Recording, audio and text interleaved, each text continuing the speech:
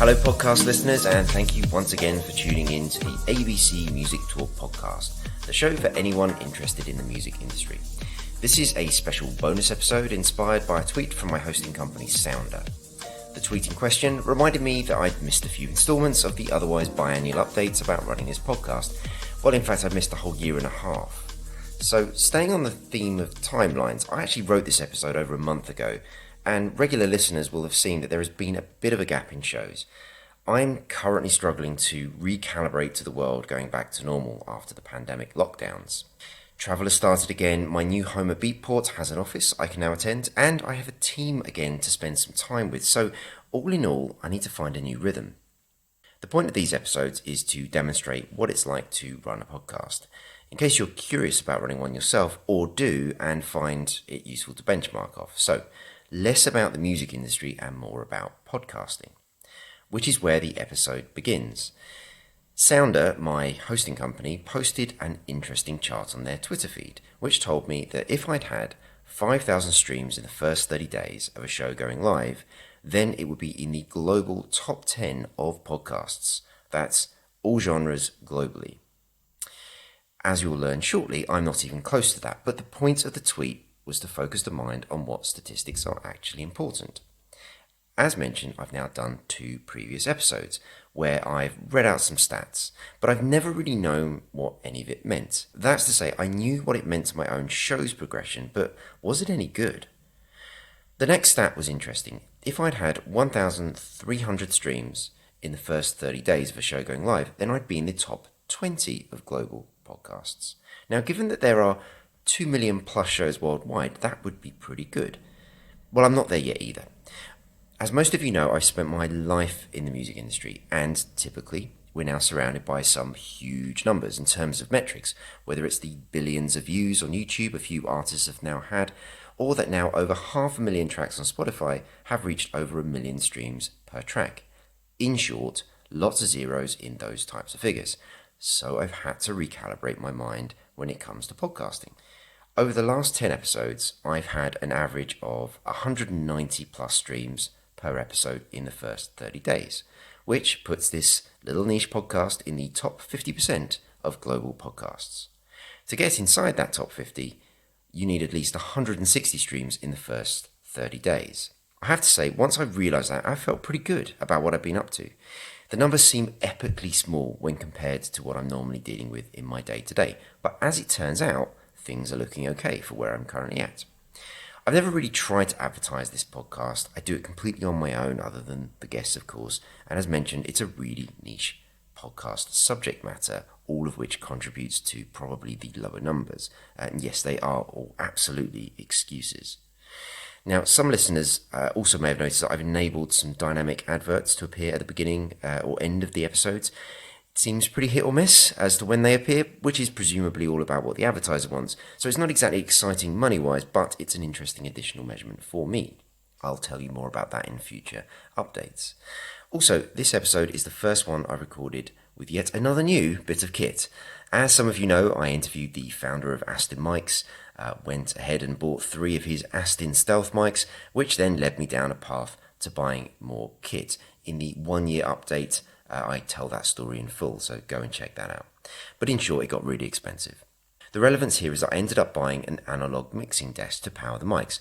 This worked very well, but I was recording into the line-in socket on my old Zoom H2, and as a consequence, I always struggled with the sound. So instead, I've upgraded the kit to a Zoom PodTrack 4, which is a very portable 4-input desk recording device. That actually I can connect that to a phone or a laptop for remote interviews as well, which I hope is going to improve some of those because they seem to be quite commonplace, more so than I thought when I first started doing this podcast. It comes with many of the automatic filters and noise reduction tools that most of the modern podcasting recording equipment has. And I have to say, after using the Rodecaster desk at the Halley, I realised just how hard I'd made it for myself. It's also knocked 2 kilograms off the weight of the box of Bics I lug about when doing remote interviews, so a pretty big win all round.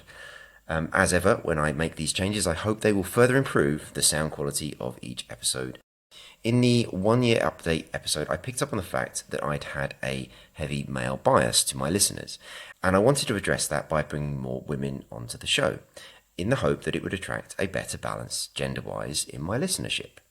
So let's go back to some of those stats. The stats at 12 months were 66% male and 29% female, 5% of which identify as non-binary or not specified. Now, at that point, I'd had 35 guests on, of which only 7 were female, or if you like, 20%. So since then, of the 24 guests, there were 11 that were female, or 46%. So I achieved my goal kind of in having nearly an equal split of male and female guests. And the results, when you look at the listenership for that period, are split 54% male versus 39% female, with 7% non-binary or not specified.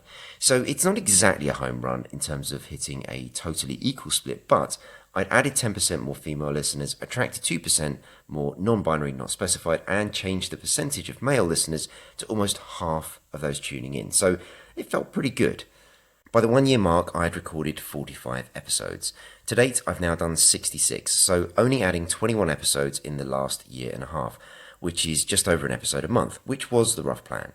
As a consequence of the lower output, the monthly listeners hasn't really grown much. In fact, it's gone down. Monthly listeners is really impacted by the number of shows you put out. I hope that is self-explanatory. It acts like a direct multiplier. So it's actually gone from 1,000 to just 700 or 800 on average monthly listeners. One other aim was to attract a younger audience, and whereas at the 1 year mark I'd had 11% in the 18 to 22 bracket, I now have 13%, so an increase of 2 there. In the 28 to 34 bracket I had 28, and it's now at 33, so that's a good 5% increase. So slight improvements there, although I presume some listeners have stayed with the show, but of course are now older, so the 35 to 44 age grouping actually went up by 1%, and that's now 25%. But my always favourite stat is where the listeners are based. By year 1, that stood at 68, up from 50 by the 6-month mark. I've now reached a staggering 80 countries with this little podcast.